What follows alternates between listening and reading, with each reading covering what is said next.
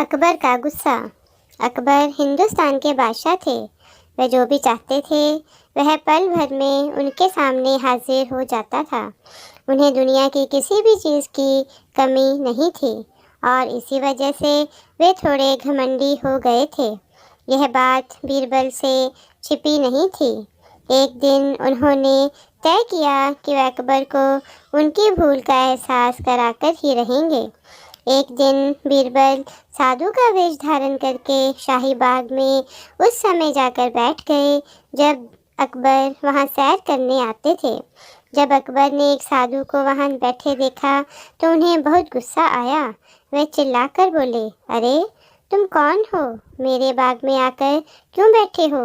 भाग जाओ यहाँ से, नहीं तो मैं तुम्हें जान से मरवा दूंगा। साधु ने पूछा, जहाँ पना, क्या ये आपका बगीचा है? अकबर ने गुस्से से कहा, हाँ, ये सारा राज्य मेरा है। साधु मुस्कुराते हुए बोला, क्या सारी दुनिया और सारी नदियाँ भी आपकी हैं? हाँ, ये सब भी मेरा है। बादशाह अकबर ने कहा, जब आप नहीं थे तो इन सब चीज़ों का मालिक कौन था? साधु ने पूछा। ये बात सुनकर बादशाह अकबर को अपनी भूल का एहसास हुआ कि इस दुनिया में कुछ भी स्थायी नहीं है। एक दिन उन्हें भी अपना राजपाट हमेशा के लिए छोड़कर चले जाना है। यह सोचकर बादशाह अकबर उदास हो गए और एक भी शब्द कहे बिना बाग के दूसरी तरफ चले गए। वे अपने विचारों में इतना खोए हुए थे कि उन्हें आसपास की चीज़ों का भी एहसास नहीं था। अचानक वे चलते चलते एक बड़े पत्थर से टकराए और लड़खड़ाकर वहीं गिर पड़े। फिर वे गुस्से से आग बगोला हो गए। दरबार में पहुंचकर बादशाह अकबर ने एक नौकर से कहा, माली को दरबार में पेश करो। माली के आने पर बादशाह ने उससे कहा, आज मैं बाग में एक पत्थर से ठोकर खाकर गिर पड़ा। ये सब तुम्हारी लापरवाही की वजह से हुआ है। तुम्हें इस अपराध के लिए फांसी की सज़ा मिलेगी।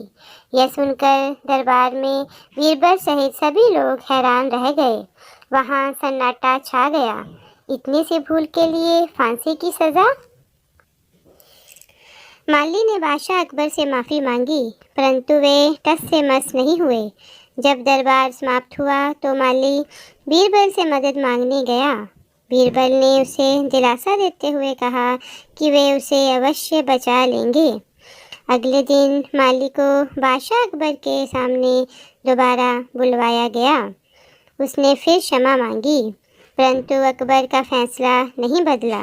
माली को फांसी देने से पहले उसकी अंतिम इच्छा पूछी गई।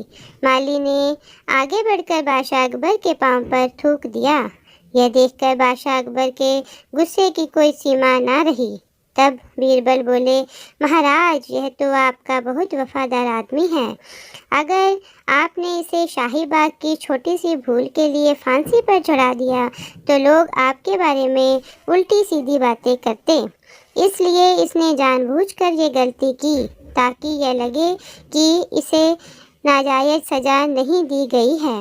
यह सुनकर बादशाह अकबर को अपनी भूल का एहसास हुआ कि वे माली को एक छोटी सी गलती की कितनी बड़ी सज़ा दे रहे थे। उन्होंने मन ही मन में कसम खाई कि अब वे घमंड नहीं करेंगे और कोई भी फैसला करने से पहले उस पर विचार अवश्य करेंगे। धन्यवाद। दरबारी की भूल। जब बीरबल ने बादशाह अकबर को उनकी भूल का एहसास कराया तो बादशाह अकबर बहुत खुश हुए और बीरबल की तारीफ की। बीरबल आगे आए और बड़े आदर से झुककर बादशाह को सलाम किया। बीरबल द्वारा बादशाह के सामने झुकने पर उनकी कमर की थैली से तांबे का एक सिक्का निकलकर वहीं गिर गया।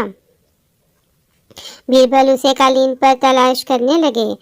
उसी समय एक जलनखोर दरबारी खड़े होकर बादशाह अकबर से बोला, जहाँ पना, आपने कितने कंजूस आदमी को अपना प्रिय दरबारी बना रखा है। आप बीरबल को कितने पुरस्कार और इनाम देते हैं। आपकी ओर से सभी बेहतरीन इनाम भी इनके घर जाते हैं, फिर भी ये तांबे के एक सिक्के को खोजने के लिए कितने बेचैन हैं। बादशाह अकबर ने बीरबल को गुस्से से देखा। बीरबल खड़े होकर बोला, जहाँपना, तांबे का सिक्का आपके राज्य की मुद्रा है। इस पर आपका चित्र अंकित है।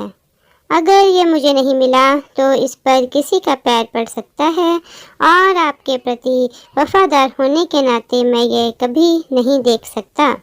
यह सुनकर बादशाह अकबर को बहुत खुशी हुई। वे सोचने लगे कि उन्होंने यूं ही बीरबल को अपना प्रिय मंत्री नहीं कहा है। अकबर ने तत्काल अपनी उंगली से हीरे की अंगूठी उतारी और बीरबल को दे दी। यह देखकर जलनखोर दरबारी का गुस्सा भड़क गया।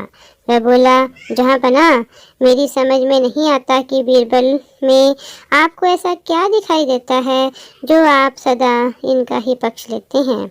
अब बादशाह अकबर को बहुत जोर से गुस्सा आ गया। वह दरबारी लगातार उनके बीरबल के बारे में गलत बातें बोल रहा था। उन्होंने उसका सिर धड़ से अलग करने का हुक्म दे दिया। अब दरबारी को अपनी भूल के लिए पछतावा होने लगा। वह जोश में आकर बहुत बड़ी भूल कर चुका था। उसने बीरबल से अकेले में विनती की कि वे उसे बचा ले। बीरबल ने उसे दिलासा दिया कि वह उसकी जान बचाने के लिए कोई ना कोई उपाय अवश्य करेंगे। योजना के अनुसार वह जलनखोर दरबारी बाजार में जा छिपा। जब उसे पकड़ा गया तो उसने बादशाह अकबर के सामने जाने की इच्छा प्रकट की। जब सिपाहियों ने मना किया तो वह उनसे विनती करने लगा कि उसका सिर काटने से पहले एक बार बादशाह अकबर के सामने पेश किया जाए।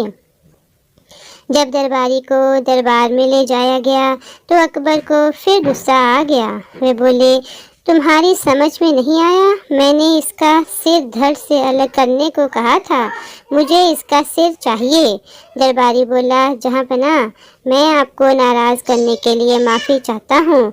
आप मेरा सिर चाहते हैं, परंतु मैं नहीं चाहता कि ये काम कोई दूसरा करे।